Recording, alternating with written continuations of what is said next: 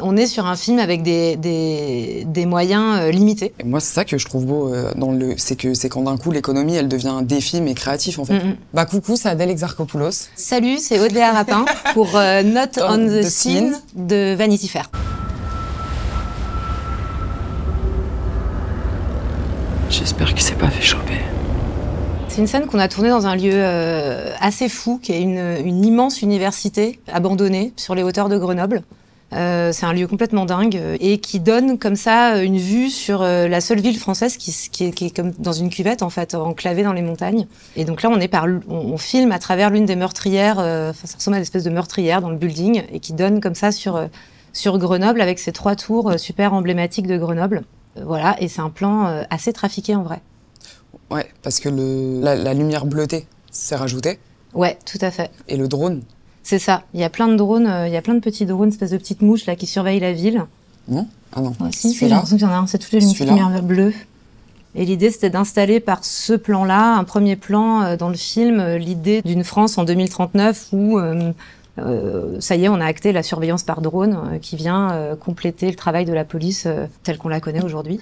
Et on a la voix off qu'on entend d'Adèle qui dit « J'espère qu'il s'est pas fait choper ». J'espère qu'il s'est pas fait choper.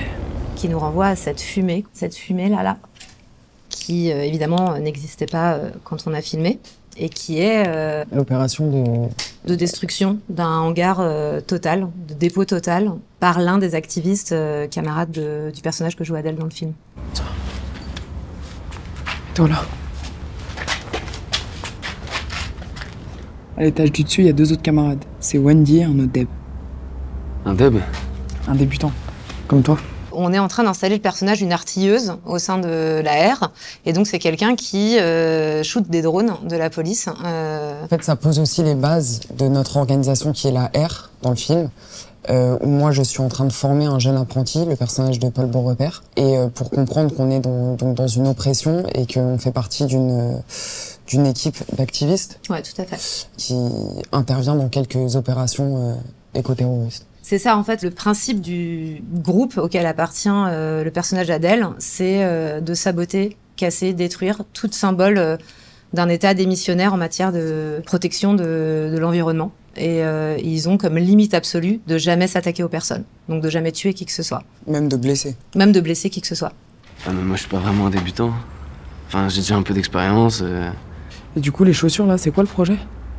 Bah, on m'a dit de venir en tant qu'activiste, et qu'en même temps, bah... Voilà, c'est sûr que ça fait moins suspect, là. Bah, en fait, c'est un film un peu particulier dans le sens où c'est un film avec un costume unique. Donc Adèle n'a que ce costume dans le film entier. C'est un rêve, d'ailleurs. Ouais, c'est ça. Parce que dans la même journée, je me retrouve projeté dans la prison virtuelle avec mon look de l'extérieur. Voilà, mon look de civil devient mon look de captif vu que dans la même journée. Et puis après, c'est des looks qui vont avec leur confort technique de faire des opérations. Donc la discrétion, le confort, pouvoir courir si jamais la police arrive. Il y a tout ça, je pense, qui est pensé en tout cas par l'organisation et du coup qui est pensé par le monde qu'a créé Aude et les costumes. C'est ça, et en même temps, qui s'est pas l'air complètement suspect. On installe peu à peu là, dans ce plan, le fait qu'ils sont pas là pour rien. Ils viennent faire quelque chose, on sait pas encore quoi, à ce moment-là de l'histoire. Mais regarde, j'ai pris ça aussi. C'est toujours cool les dialogues où il se passe des choses en même temps. Où le dialogue est pas le centre absolu de l'attention. En fait, ça circule, quoi. Et c'est surtout que là, à ce stade, il faut qu'il se passe un truc, sinon, on commence à se demander ce qu'elle regarde. Je sais pas si tu regardes un peu les animés. En fait, il y a un perso. À chaque fois, quand il part en bataillon d'exploration, il a besoin de se protéger. Mais qu'il a ça. Je me méfie un peu des drames ou des récits dramatiques où on n'appuie que sur une seule note. Je sais que c'est pas très classique en France. D'ailleurs, on n'est pas souvent hyper bien compris quand on mélange les tons. Mais dans la vie... Bah, moi, j'ai jamais autant ri qu'à un enterrement. Et puis c'est bête, mais ça me fait penser, par exemple, Je verrai toujours vos visages. On a eu des gros fous rires, nous, pendant des scènes qui étaient ultra dramatiques, mais parce qu'en fait, à force d'être enfermé dans un huis clos, à ressasser des choses ultra malsaines et glauques qui ont un écho direct avec le réel, en fait, c'est la seule chose qui te reste, le rire. Donc, je trouve que c'est justement ça qui est brillant dans ce genre de dialogue, c'est que ça fait écho avec le réel, parce que parfois le rire, ça peut te sauver de toutes les situations, et parce qu'en fait, on reste des humains. Et moi, par exemple, ma mère, l'infirmière, elle rit avec ses collègues toute la journée, parce que sinon, tu rentres chez toi, tu te jettes par la fenêtre, je pense. Ni vu ni connu. Chut.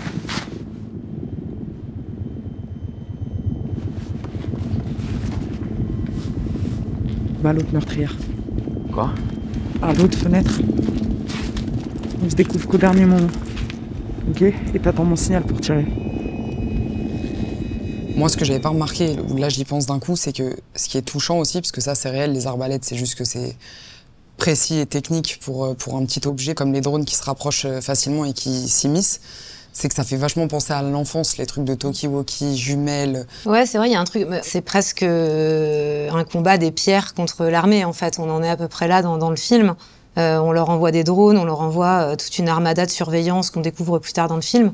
Et en fait, ils y répondent par les choses qui sont les moins traçables de la Terre. Cette arbalète, en fait, c'est un lance-pierre un peu amélioré. C'est les lance-pierres de compétition. Parce que du coup, en préparant le film, j'ai découvert que c'était un sport. Il y a des gens qui s'amusent. Non, et en fait, ce qui est marrant, je viens de réaliser ça en voyant ça, c'est que je crois que c'est ta dernière scène en tournage. Ouais. Et en fait, j'ai un souvenir, mais ça me fait rire de le raconter, mais en fait, on voit très peu les ongles d'Adèle dans la scène. Mais en fait, quand t'es arrivé, je sais pas si tu te souviens, ton premier jour de tournage, t'étais arrivé avec des ongles super longs. Et en fait, la script et la chef sous la maquilleuse qui me dit, oh, j'ai un problème et tout. Adèle, elle a des ongles super, mais je crois pas que c'est vraiment le rôle. Puis c'est des trucs, il faut vraiment des machines pour les enlever. Et j'ai pas la machine. Et du coup, on est parti avec ces ongles.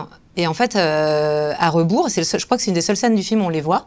Et je trouve ça assez cool, en fait, de pas... Stigmatiser. Ouais, c'est ça. C'est-à-dire que d'un autre côté, c'était de dire, sans non plus esthétiser, de juste arriver avec ça, et on a fait avec. C'est-à-dire que même toi, t'as oublié, enfin, tu t'es pas dit que c'était antinomique avec le rôle.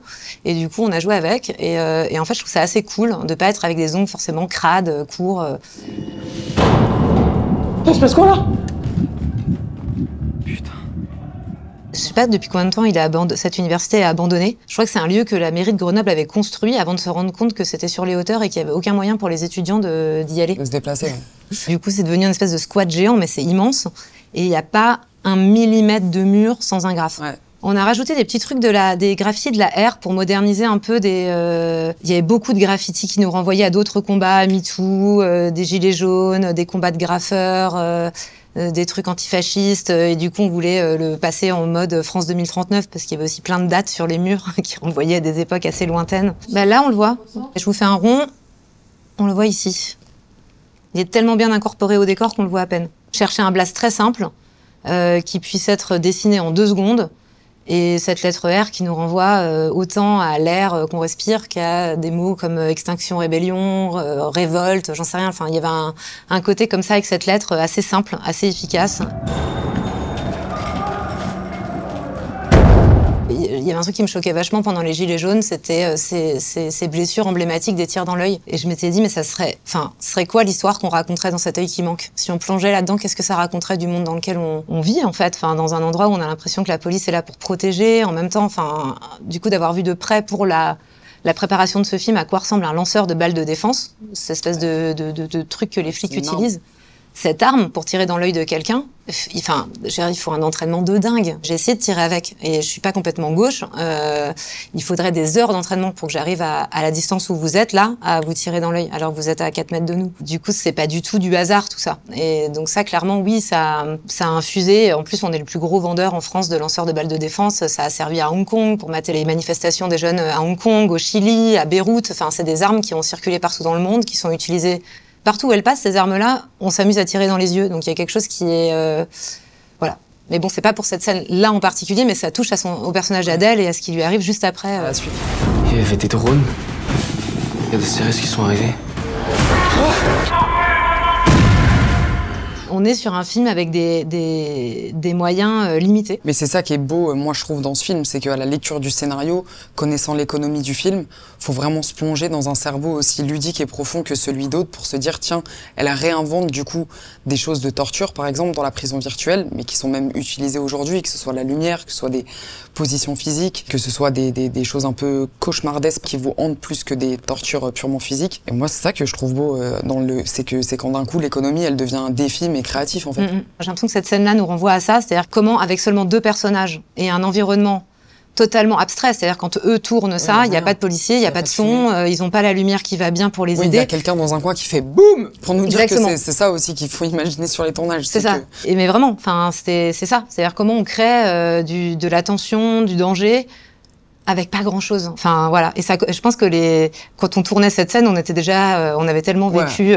Oui, ça pour nous c'était une blague. Quelqu'un qui disait, il y a la police, courez. C'est ça, c'est ça. Et du coup, c'est une grosse scène, cette scène-là, de fabrication de post-prod. C'est-à-dire qu'il y a les acteurs au cadre, il y a ce qui se joue là, mais derrière, c'est un travail hallucinant. Et enfin, j'ai vraiment envie de leur rendre hommage au travail du son, une équipe de nanas super douées en son, Margot Tesmal et Fanny Weinzeppelin, qui ont fait un travail incroyable sur cette séquence et sur le film en général, mais où il y a tout à bâtir. C'est-à-dire la seule chose qu'elles ont, elles, en matière qui arrive, c'est les respirations d'Adèle, les onomatopées de Paul, genre « Ah, quoi ?» Et donc derrière, il fallait faire croire à une descente de police de dingue où l'un va perdre un morceau de son corps et l'autre aussi. Ça, c'est pas trop spoilé de dire ça. Pas mal, non, très bien, j'étais en mode « Waouh !» Et c'était Adèle Exarchopoulos. Et Odéa Rapin. Pour le Not on the Scene de Planète B qui sort le 25 décembre. Ils nous ont demandé une signature, ils sont gâtés comme tout.